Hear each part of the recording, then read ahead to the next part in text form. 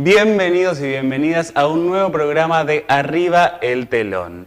Hoy tenemos un montón de notas y un montón de información y también, como me gusta decir a mí, la agenda cultural. Tenemos muchas cosas para sumar a nuestra agenda. Hoy estoy solo, no vino Mariana, que está un poco enferma, así que le mandamos un beso. Hoy me tocó a mí estar acá solo, así que vamos a acompañarnos en este nuevo programa. Para empezar, si les parece, vamos con un nuevo libro, un escritor que se llama Felipe, que estudió de todo, estudió cine, teología, ¿qué más estudió? Historia, por supuesto, es profesor de escuelas secundarias y nos viene a presentar Plegarias en la celda negra, un libro que son microrrelatos que tratan temas como el amor, la libertad, el tiempo y la muerte. ¿Les parece si lo vamos a escuchar a él?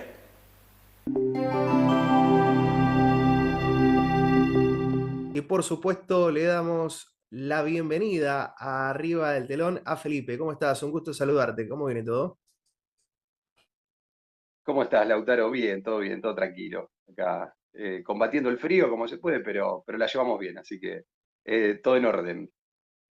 Me alegro y en principio consultarte cómo empezó tu carrera como escritor. Eh, yo empecé escribiendo en la juventud, a los 20 y pico de años más o menos. Empecé a escribir cosas sueltas, a hacer anotaciones o registrar algunas cosas que me llamaban la atención, pero todas cosas sueltas. Y a eso, en algún momento, cuando ya acumulé muchas de esas escrituras sueltas que habían quedado así como aisladas, traté de empezar a darle como un orden, un lineamiento, y ahí construí una especie de novela, o sí, novela corta, podría decir. Bien. Eso habrá sido a los 20 y pico, 25 años más o menos. ¿Y actualmente qué edad tenés? Y estamos 39, cumplí hace poco, Bien. 39 años. Hace, Así bueno, que hace ya esto relativamente tiene. 10 años, 15 más o menos. Sí, exactamente. Este texto debe tener, sí, ese tiempo. Lo que pasa que después con esa novela, eh, cuando pasó el tiempo, la leí y no me terminó de cerrar del todo, no me gustaba. Entonces lo que hice fue como datos. Entonces, en todo ese tiempo, durante todos esos 10 años, lo que se hizo fue eso, en realidad. Fui escribiendo esas cosas sueltas, después lo transformé en una novela eso, y después desarmé esa novela y volvieron a hacer cosas sueltas distintas a las que habían sido originalmente. Por Así que su- fue como un proceso de escritura y reescritura bastante extenso. Estamos hablando de la obra Plegarias desde la celda negra. Estamos hablando de esa obra. Entonces, actualmente, ¿esa es la que hiciste? Así se llama, sí, Así este se libro llama. que edité hará a unos años, unos 4 o 5 años. eh, Me animé a editarlo, tenía esas cosas así sueltas, escritas, hasta que decidí ponerme en contacto ahí con una conocida y hicimos de manera artesanal nosotros el libro. Bien, contémosle a la gente de qué trata la obra, la novela y en qué te inspiraste para poder hacerla. Bueno, como empezó siendo todas elementos sueltos, es difícil encontrarle, digamos, una trama, porque yo esa trama que le había construido al final la terminé desarmando.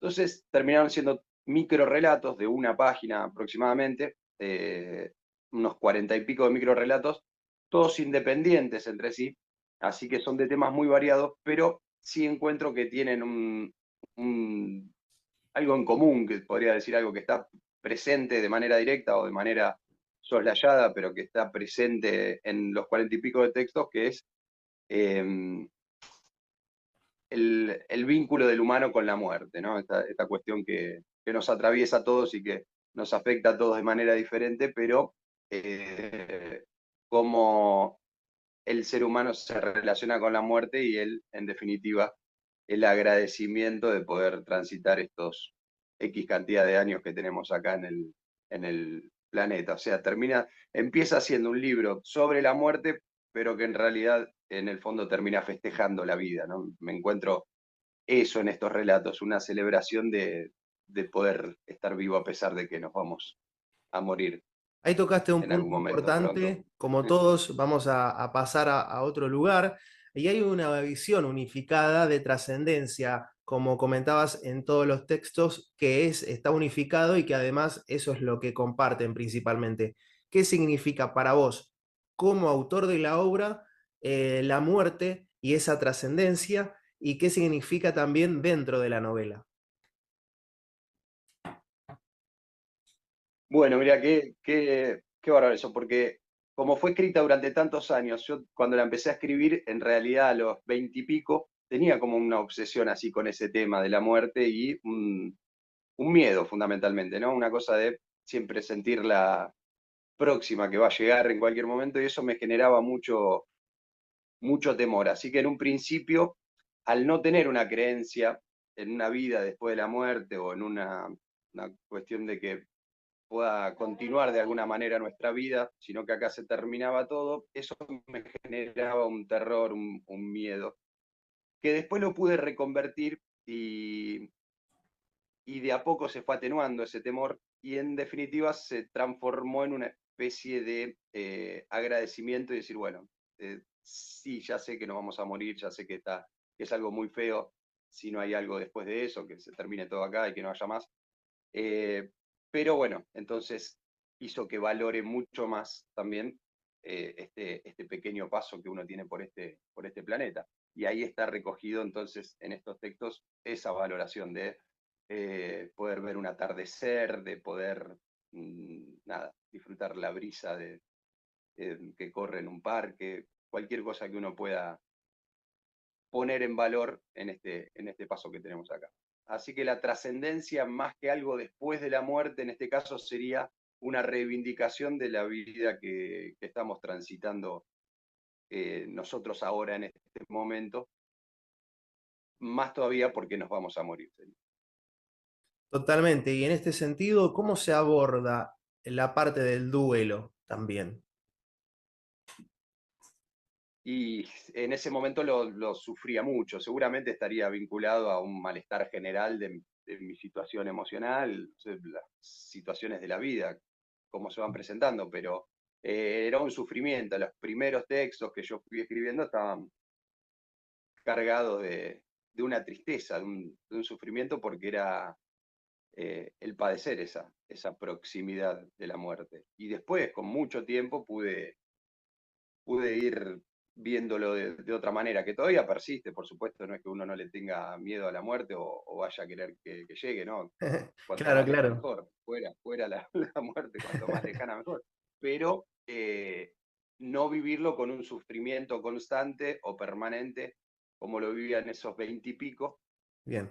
y ahora, nada, habiendo eh, encontrado otras cosas que disfrutar en la vida, también ese pensamiento va quedando como un poco más relegado. ¿Qué Y bueno, representa Barquera también y el concepto en este sentido en el libro? y ese está muy presente, porque en realidad la barquera es una figura que es atemporal, que estuvo presente a lo largo de toda la humanidad, se va percibiendo eso en el texto, porque en el texto se van mencionando como justamente esas plegarias, esas oraciones dedicadas a la barquera, y se van viendo algunas fechas, que esas fechas van siendo desde tiempos anteriores a Cristo, tiempos muy pretéritos, hasta el presente, incluso hay algunos en el futuro. Quiere decir que es una figura que atraviesa a toda la humanidad, que está presente, que a lo largo de toda la humanidad hubo distintos individuos que le rindieron tributo a esa barquera, y esa barquera es una figura que se me ocurrió que es alguien que te traslada hacia un lado, tomando un poco eso de la mitología griega del barquero Caronte, que cuando uno moría tenía que darle una moneda para que te traslade hasta el inframundo, hasta el mundo de los muertos. Te llevaba en un barquito. Bueno, me quedó esa idea, en este caso la barquera, que nos traslada hacia otro lugar, que no está claro bien dónde, porque, bueno, no sé si será la muerte, o en este caso no creo, pero bueno, como que es alguien que te lleva hacia otro lado. ¿Cuál es ese otro lado? Ni idea. Pero sí que la barquera estuvo presente a lo largo de toda la humanidad. En la historia de este texto se presenta esa situación de una figura femenina que te cruza en un barquito hacia algún lugar y que está presente durante toda la humanidad y que distintas personas siempre fueron rindiéndole homenaje o pidiéndole favores, como una especie de diosa o algo así. Bien, ¿tiene algo que ver con la religión entonces? Por otro lado, preguntarte eso, además de la mitología, ¿no? ¿Tiene algo que ver con la religión? Y por otra parte, ¿qué tipos de plegarias te imaginas actualmente que podrían haber sido? Y bueno, y otra cosa que también quería preguntarte del tema de la cuestión del relato es, ¿por qué plegarias en la celda negra? ¿Por qué ese nombre? Ah, bueno, el nombre, que es lo último que preguntaste, así, porque una vez recorriendo en Córdoba hay como un patrimonio de la humanidad en el centro de Córdoba que son como un conjunto de conventos y de iglesias, y justo lo linkeamos con la parte de la religiosidad que hablabas en la primera pregunta recién. Hay unos conventos, entonces yo, visitando a mi hermano que vivía en Córdoba, me fui a recorrer ese patrimonio de la humanidad que tenemos acá en Argentina, hermoso, y son todos conventos, iglesias. Entonces, caminando por ahí, entré a una de las celdas donde viven los monjes, donde vivían los monjes, ya no, me parece que no está en uso, pero la celda es el lugar donde habitan ellos en el día a día, se le llama así. Y entré ahí y dije, mira vos, vivo en un lugar medianamente parecido, porque en definitiva mi casa es una pieza, yo vivo, vivo en una pieza. Entonces cuando entré ahí y vi que había una cama, un escritorio, y era eso, dije, la celda. Y como mi casa está toda pintada de negro, eh, es la celda negra, se me ocurrió decirle la celda negra. Entonces son las plegarias, esas que aparecen a lo largo de toda la humanidad, dedicadas a la barquera. En este caso son las plegarias que se desprenden desde este espacio, que lo vi referenciado como una celda de un convento que hay en Córdoba, que me llamó mucho la atención, y toda pintada de negro en mi casa, entonces dice la celda negra. Dije, bueno, y son las plegarias que parten desde la celda negra, así que supongo que habrá otras plegarias, prefiero fantasear con que hay otras plegarias que no conozco y que fueron escritas a la barquera mucho antes, y que habrá otras mucho después. Estas son las plegarias desde la celda negra, que es este pequeño espacio, esta habitación donde transito mi vida todos los días. Excelente, Felipe. ¿Dónde podemos encontrar el libro para poder leerlo? ¿Dónde podemos adquirirlo también de manera física, en físico? ¿Cómo podemos Eh, hacer?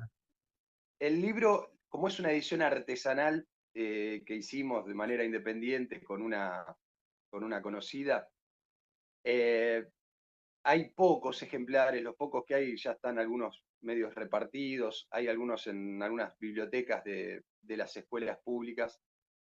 Ahora va a salir una segunda edición, pero todavía no está en circulación, así que no podría decirte un lugar físico donde ir a adquirirlo. Sí está la versión digital, que Digital, sí ok. está circulando así En en PDF se video. puede mandar, se puede enviar, se puede reenviar y se puede compartir.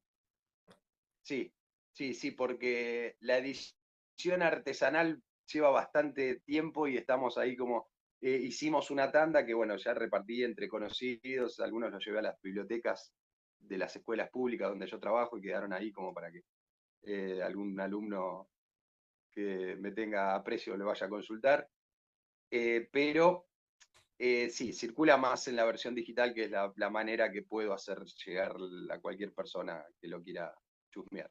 Perfecto, Felipe. Te agradecemos entonces por haber estado aquí en Arriba el Telón, por hacerte el tiempo y por supuesto algo último que quieras decir como escritor a la gente y a todos los platenses. No, agradecerte fundamentalmente a vos, Lautaro, me encantó conocerte, nos conocimos de casualidad y fue muy lindo el encuentro y bueno, me pareces una persona muy, muy piola.